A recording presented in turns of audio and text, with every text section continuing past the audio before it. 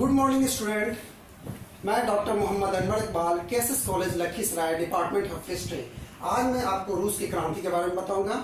ये क्रांति 20वीं शताब्दी के इतिहास में एक महत्वपूर्ण स्थान रखता है। रूस की क्रांति के बारे में अक्सर स्टूडेंट को कंफ्यूजन होता है कि रूस की क्रांति में क्या लिखना है।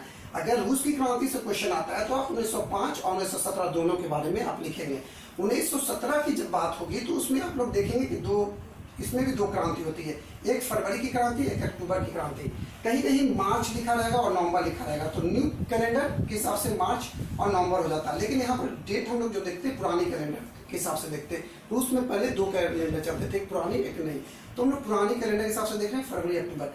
तो हम लोग देख रहे हैं कि जो रूस में क्रांति हुई उसमें 1905 के बारे में हम लोग तो देखेंगे। 1917 में क्या होता है कि फरवरी में जो क्रांति होगी तो उसमें क्या होगा कि रोमानोव राजवंश जो होगा, जिसका राजा जार निकोलस सेकंड होगा, उसकी 300 साल पुरानी शासन समाप्त हो जाती है। लेकिन रोमानोव राजवंश का जब शासन खत्म होकर के केरेंस्की की सरकार बनेगी तो केरेंस्की की सरकार भी जनता की बातों को, जनता की डिमांड को पूरा नहीं करती है। इसलिए अक्टूबर में लेनिन के नेतृत्व में, बोल्शेविक पार्टी के नेतृत्व में एक और क्रांति होती है और वे क्रांति जो कहलाएगी आपको अक्टूबर की क्रांति कहलाएगी, लेनिन की क्रांति कहलाएगी। तो इसको हम लोग इस तरह से हम लोग देखेंगे, है ना। तो हम लोग जब रूस की क्रांति के बारे में हम लोग देखें तो इसके कारण को हम लोग देखें। सबसे पहले तो कारण में हम लोग पढ़ते हैं कि जार की निरंकुशता। जार की निरंकुशता यानी जार किसको कहते हैं? जार रूस के सम्राट को कहते हैं। जो अलेक्जेंडर 1 हुआ, 2 हुआ, 3 हुआ, जो भी हुआ वे सबको हम लोग जार कहते हैं। तो बोला कि वहाँ का शासक जो था वह निरंकुश था, यानी वे अपने मन की मर्जी का काम करता था। वे जो है कुव्यवस्था का शिकार था, वे चटकारों से घिरा रहता था, वे दकियानूसी था, वे जो है अपने आप को ईश्वर का प्रतिनिधि मानता था। जनता के कल्याण से उसको कोई मतलब नहीं था। और उसी की पत्नी थी जरीना थी, जो बोला जाता कि घोर प्रतिक्रियावादी थी। उसका एक सहयोगी था रास्पुटिन। रास्पुटिन जो है कि जरीना पर पूरा प्रभाव डाला हुआ था और रास्पुटिन जो है जरीना के द्वारा अपने सारे काम करवाता था। कहा जाता है कि कोई भी नियुक्ति, पदोन्नति, कोई भी राज्य में जो काम होते थे वे जो है कि रास्पुटिन के बगैर नहीं हो पाते थे। और रास्पुटिन के कारण जो है कि वे जो राजशाही व्यवस्था थी उसमें दो गुट बन गए थे। एक जो है कि रास्पुटिन के विरोधी थे और एक जो है कि अलग ग्रुप थे। हम लोग देखते हैं कि 1916 ईस्वी में रास्पुटिन का जो है कि हत्या भी हो जाती है। तो एक ऐसा शासक जो प्रबुद्ध नहीं था, जो जनता की मदद नहीं करता था, जन कल्याण की बातों को नहीं करता था, जो चटुकारों से घिरा हुआ था, तो उस तरह की जो है कि निरंकुशता उसमें भरी हुई थी। इसी ये सारे अवगुण जो है जार निकोलस द्वितीय में भी उपस्थित था। उसको कोई मतलब जनता के कल्याणों से नहीं था। वह अपने ऐशो आराम की जिंदगी व्यतीत करता था। फलस्वरूप क्या हो रहा है कि ये जो है कि वहाँ की जनता उसमें असंतोष की भावना थी और उसकी एक क्रांति का एक कारण बना। दूसरा बोलता है कि कारण जो है रूसीकरण की नीति। रूसीकरण की नीति क्या थी? हुआ क्या कि रूस एक बहुत बड़ा साम्राज्य था, उसमें बाहर बहुत तरह के यानी जाति धर्म के लोग रहते थे। वहाँ पर बोला जाता है कि अल्पसंख्यक जातियों पर रूसी भाषा और संस्कृति लादने का प्रयास किया गया। वहाँ पर जो थे यहूदी भी थे, पोल भी थे, उज़्बेक भी थे, कजाक भी थे, ततार भी थे, रूसी भी थे, सभी लोग थे। लेकिन जार जो है कि वे जो नारा दिया, एक जार, एक चर्च, एक राष्ट्र, इसकी वजह से क्या हो रहा है कि हर अल्पसंख्यक जो भी जाति थी उनको भय होने लगा कि उनकी सभ्यता, उनकी संस्कृति खत्म हो जाएगी। इसके कारण क्या होता है, जॉर्जिया, पोलैंड और बाल्टिक सागर में विद्रोह होता है। इन लोगों को डर होता है कि इन लोगों की जो भी आज़ादी है वह समाप्त हो जाएगी, ये खत्म हो जाएंगे। इसलिए रूसीकरण की नीति के कारण भी अल्पसंख्यकों में असंतोष की भावना पनपती है और वो भी रूस की क्रांति का एक कारण बनता है। तीसरा जो कारण बता रहा है कि रूस की क्रांति का कारण साम्यवादी विचारों का प्रभाव। साम्यवाद, मार्क्सवाद का प्रभाव धीरे धीरे वहाँ बढ़ने लगा था रूस में। उसमें साम्यवाद और मार्क्सवाद क्या कहता है? वे मजदूरों, किसानों के अधिकार की बात करता है। वे बोलता है कि जो सत्ता है उसमें इनकी भूमिका होनी चाहिए, उसमें इनका भी हक होना चाहिए। जबकि राजशाही, जारशाही क्या कहता है? वे जो है कि निरंकुश होते हैं। वे सारी शक्ति अपने हाथों में लेने की कोशिश करते हैं, वे किसी को अधिकार नहीं देते हैं। लेकिन इस समय तक क्या हो रहा है कि लेनिन और ट्रॉट्स्की ये लोग जो है ना कि छुप करके वहाँ के मजदूर और किसानों में मार्क्स के विचारों को फैलाते हैं और उससे वे प्रभावित होते हैं। इस समय बोला जाता है कि प्लाखनोव एक मार्क्स का शिष्य था, है ना। 1898 में सोशल डेमोक्रेटिक पार्टी का गठन करता है ना, वहाँ पर करता है। और ये सोशल डेमोक्रेटिक पार्टी जो है ये 1903 ईस्वी में ये दो भागों में बढ़ जाती है, एक बोल्शेविक एक मोल्शेविक। तो हम लोग देखते हैं कि मोल्शेविक जो है कि जैसे रोमनोव राजवंश का समाप्त हो जाएगा तो क्रेंसी मोल्शेविक का जो होता है वह सत्ता पर आता है, और अक्टूबर में जब क्रांति होती है तो हम लोग देखते हैं कि बोल्शेविक दल के लेनिन का सत्ता में आता है। तो इस साम्यवाद के प्रचार के कारण जो है कि वहाँ के मजदूर, वहाँ के लेबर, वहाँ के किसानों में एक आती है कि अगर क्रांति होती है तो हमको अधिकार मिलेंगे, हमारी आर्थिक स्थिति अच्छी होगी, हमको संपत्ति पर अधिकार मिलेगा, हम राज्य में अब मेरा योगदान होगा। तो जिसके कारण क्रांति में उन लोगों ने बहुत महत्वपूर्ण भूमिका निभाई। फिर अगला हम लोग पॉइंट देखते हैं कि रूस की क्रांति का नागरिकों की स्वतंत्रता का भाव। बोलता है कि उस समय नागरिकों को किसी प्रकार की स्वतंत्रता का अधिकार नहीं था, ना वो भाषण दे सकते थे, ना उनको किसी तरह का राजनीतिक अधिकार था, ना उनको किसी तरह का अपना समाचार पत्र निकाल सकते थे, ना साहित्य लिख सकते थे, वे विदेश घूमने नहीं जा सकते थे, विदेश यात्रा पर नहीं जा सकते थे। बोला था कि पूरे रूस में जो है ना कि खुफिया विभाग रख दिया गया था और राजा को हमेशा इसकी जानकारी मिलती रहती थी। पुलिस को बहुत शक्ति प्रदान कर दिया गया था, छोटे छोटे में अगर कोई गलती हो गई तो उसके लिए कड़े दंड दिए जाते थे, जिसके कारण लोगों में एक खौफ, एक भय, एक विद्रोह की भावना पनपी और रूस की क्रांति का कारण बना। फिर अगला एक पॉइंट आता है कि रूस की क्रांति का एक महत्वपूर्ण कारण आता है 1905 की क्रांति का प्रभाव। बोला कि 1905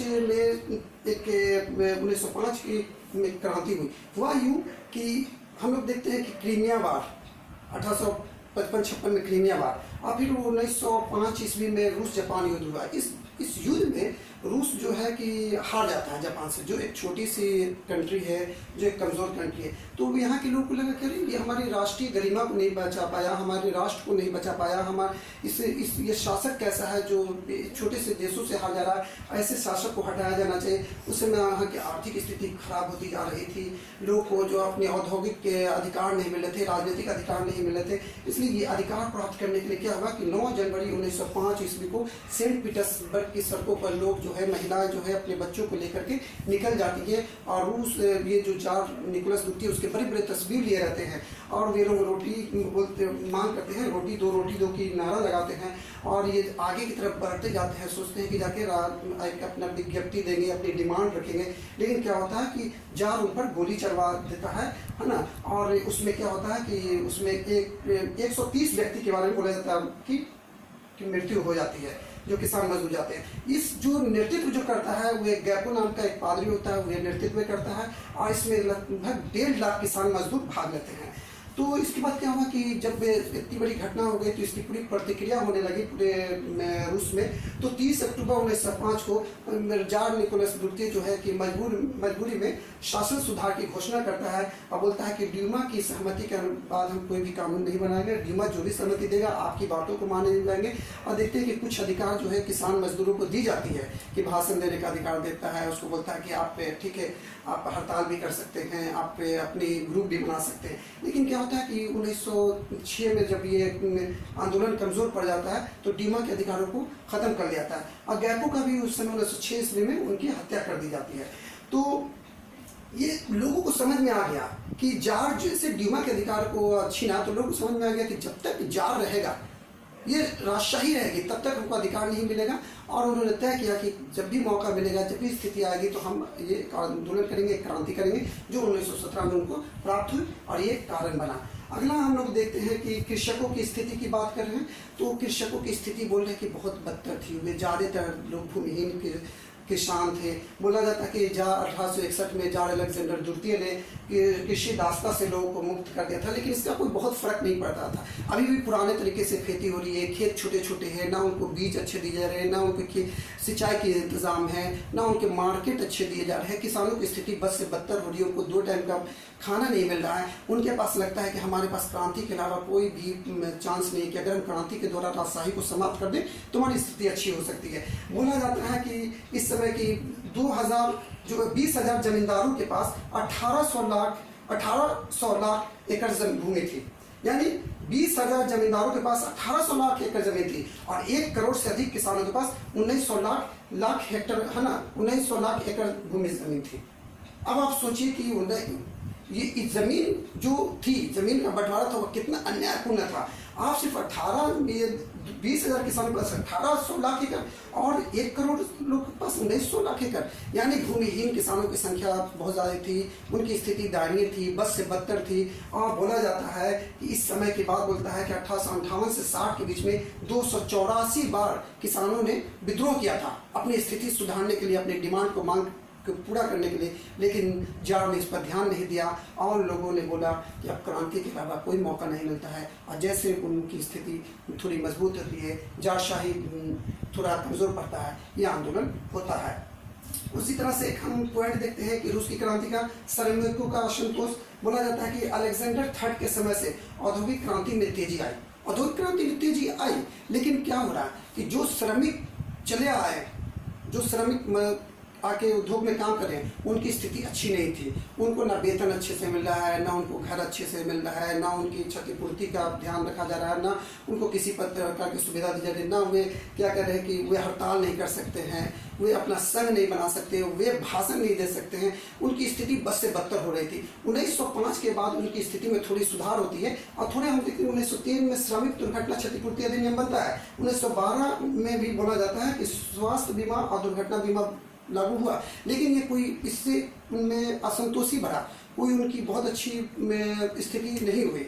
उनके किसी प्रकार की सुविधा नहीं दी जा रही है। और इस समय बोला जा रहा है कि श्रमिकों के बीच में जो है कि मार्क्सवाद और समाजवाद की जो प्रचार होने लगा था और इनको सपना देखने लगे थे कि हमको अधिकार प्राप्त हो जाएगा और अगर क्रांति होती है और जारशाही हटता है तो हमारी स्थिति और हमारे दिन अच्छे आएंगे, जो एक कारण बनते हैं क्रांति के। अगला हम लोग पॉइंट देखें तो देखते हैं प्रबुद्ध वर्ग की भूमिका। इंटेलेक्चुअल वर्ग की भूमिका हर क्रांति में रही, चाहे भारत हो, चाहे रशिया हो, चाहे कहीं भी, यहाँ भी रही। यहाँ पर बोले कि Tolstoy, Gorky, Chekhov, Turgenev, Dostoevsky, Karl Marx, ये लोग देखते हैं कि अपनी पुस्तकों द्वारा, अपने उपन्यास द्वारा, अपनी रचनाओं द्वारा, अपने विचारों द्वारा रूस के लोगों को प्रभावित करते हैं। रूस के लोगों को जो है कि एक सपना दिखाते हैं, आम जनता को दिखाते हैं कि तुम्हारा अधिकार है, तुम्हारा फंडामेंटल राइट्स है, तुम अपने अधिकार को प्राप्त करो, ये जारशाही को खाड़ फेंको। और इन लोगों ने एक सपना दिखाया, एक उज्जवल रूस का भविष्य इन लोगों ने दिखाया। और इन्होंने बोला जाता है कि अपनी कल्पनाओं द्वारा, अपने उपन्यास द्वारा वहाँ क्रांति लाई, है ना। उसी तरह से हम देखते हैं कि क्रांतिकारियों का सुयोग्य नेतृत्व है। नॉर्मल पॉइंट हम लोग देखते हैं कि क्रांतिकारियों का सुयोग्य नेतृत्व था, यानी जार निकोलस द्वितीय तो दकियानुस था ही, घोर प्रत्यक्षवादी शासक था ही, जनता की इच्छाओं को नहीं मानता था, पूरी शक्ति अपने हाथों में लिया हुआ था, लेकिन कोई अच्छा निर्णय नहीं ले रहा था। ना उसके पास युद्ध कौशल था, ना वे उसकी सेना बहुत मजबूत थी, वे बार बार हार रहा था, और इसके पास कोई योजना भी नहीं थी। और सारी योजना जो कि यहाँ पर जो है कि जो क्रांति का नेतृत्व कर रहे थे, चाहे वो मिल्युकोव हो, चाहे केरेंस्की हो, चाहे ट्रॉट्स्की हो, चाहे स्टालिन हो, चाहे लेनिन हो, ये एक योजना के अनुसार काम कर रहे थे। ये जनता को अपने साथ जोड़े हुए थे। इसलिए बोला जाता है कि क्रांतिकारियों का संयुक्त नेतृत्व था, जिसके कारण क्रांति हुई और क्रांति सफल होगी, है ना। इसी का एक हम लोग सबसे प्रमुख और तत्कालीन कारण देखते हैं कि प्रथम विश्व युद्ध में रूस का प्रवेश और आर्थिक संकट। अगस्त 1914 ईस्वी में मित्र राष्ट्रों की तरफ से ये भाग लेते हैं युद्ध, प्रथम विश्व युद्ध में। और बोला जाता है कि 3 सालों में 1.5 करोड़ सैनिक जो है उसमें जाते हैं, जिसके कारण क्या होता है कि शुरू में तो इनको जीत मिलती है प्रथम विश्व युद्ध में, लेकिन बाद में क्या होता है, जर्मनी के हाथों इनकी पराजय शुरू हो जाती है और जो किसान को जबरदस्ती सेना में नियुक्ति कर दी जाती है, जिसके कारण आपको कृषि उत्पादन कम हो जाते हैं, उसके कारण औद्योगिक उत्पादन में दिक्कत होती है। राष्ट्र में हम लोग देखते हैं कि अनाज, ईंधन, कपड़ा की कमी हो जाती है, महंगाई बढ़ती है, लोगों के पास बेकारी बढ़ जाती है, लोग डिमांड करते हैं, कुव्यवस्था बढ़ जाती है। आज पूरी कुव्यवस्था, पूरी अव्यवस्था का जो है कि तो ये दोष जो है वो जार निकोलस द्वितीय पर लगता है। अब बोला जाता है कि जार निकोलस द्वितीय अगर चाहता तो इस समय स्थिति संभाल सकता था, क्योंकि जब प्रथम विश्व युद्ध में भाग लेने की बात हुई तो बोल्शेविक के 5 नेता ने सिर्फ इसके खिलाफत की थी, और जबकि सारे लोग इसके समर्थक थे, लेकिन इसने नेतृत्व सही नहीं किया, युद्ध में सही तरीके से भाग नहीं लिया, जिसके कारण हर जगह हार होने लगी, जिसके कारण क्या होगा कि आर्थिक स्थिति खराब हो जाती है, हर चीज़ महंगी हो जाती है, मुद्रास्फीति बिगड़ जाती है, पैसे का वैल्यू गिर जाता है। लास्ट में क्या होगा कि लोग जो है कि मार्च 1917 की क्रांति होगी और जारशाही का अंत होगा। 7 मार्च 7 मार्च, और पुराने कैलेंडर के अनुसार 22 फरवरी को पेट्रोग्राड की सड़क पर लोग निकल जाएंगे, है ना, महिलाएं निकल जाएंगी, उनको भर पेट भोजन नहीं मिलता है। लास्ट में उनके साथ मर्द भी आ जाते हैं, पुरुष भी आ जाते हैं, और वे लोग क्या कहते हैं, पेट्रोग्राड की सड़क पर आ जाते हैं, और वे लोग जो है कि यहाँ पर हम लोग देखें किसान मजदूर का जुलूस निकलता है पेट्रोग्राड की सड़क पर, और वे नारा देते हैं, रोटी दो, युद्ध बंद करो, अत्याचारी शासन का नाश हो, है ना। तो ये इस तरह क्या होता है कि वे जब इस तरह का नारा लगाते हैं कि रोटी दो, युद्ध बंद करो, अत्याचारी शासन का नाश हो, तो जॉर्ज निकोलस दुर्ती है ना अपने सेना को गोली चलाने की आज्ञा देता है, लेकिन सेना इनकार कर देती है, सेना भी इनके समर्थन में आ जाता है। तब जॉर्ज निकोलस दुर्ती जो है ना कि इनको विद्रोही घोषित करता है, और लास्ट में क्या होता है कि जब स्थिति खराब हो जाती है तो ये जार क्या करता है कि ड्यूमा को भंग कर देता है, जो एक तरह से संसद था उसको भंग कर देता है, और स्थिति बस से बदतर होती जाती है। तब लास्ट में क्या होगा कि 15 मार्च 1917 को जॉर्ज निकोलस सेकंड जो है सिंहासन त्याग देगा। नए कैलेंडर मार्च और पुराने कैलेंडर आपको फरवरी के अनुसार वह जॉर्ज निकोलस दुर्ती सिंहासन त्याग देगा। जॉर्ज ल्यूवेव के नेतृत्व में एक सरकार बनेगी। जॉर्ज ल्यूवेव की सरकार भी जो है ज़्यादा दिन नहीं चलती है, वह भी सही नहीं रहती है, उसका पतन हो जाएगा, और क्रेन्स्की के नेतृत्व में एक सरकार बनेगी। क्रेन्स्की के नेतृत्व में जो सरकार बनती है वो भी बहुत सफल नहीं होती है, वो भी जनता की सोच पर खरा नहीं उतरती है। और उसी समय क्या होगा कि जो लेनिन, जिसको 1905 की क्रांति के समय जॉर्ज निकोलस दुर्ती ने निर्वासित कर दिया था, जो स्विट्जरलैंड में रह रहा था, वह जर्मनी की सहायता से रशिया में चला आता है और देखता है कि रूस की स्थिति बहुत खराब है, तो वे क्या करता है कि ट्रॉट्स्की की सहायता लेता है और उससे लिख करके मजदूरों को एकजुट करता है और बोलता है कि एक क्रांति और होनी आवश्यक है। और वे क्रांति कौन में होगी? वे क्रांति अक्टूबर की होगी। और उसमें क्या होगा कि वे धीरे धीरे क्या करेगा, जितने सरकारी भवन है, पोस्ट ऑफिस है, डाकघर है, यानी जितनी भी चीज़ सरकारी, बैंक है ना, पुलिस थाना है, सभी पर कब्जा कर लेगा। करेंसी जो सरकार में रहता है वह करेंसी देश छोड़कर भाग जाता है, और इस तरह से वहाँ पर एक बोल्शेविक पार्टी की सरकार बनती है, एक नया रूस का निर्माण होता है। इस तरह से ये जो है कि ये रूस की क्रांति जो है सफल होती है और विश्व की घटना को बहुत प्रभावित करती है। Thank you.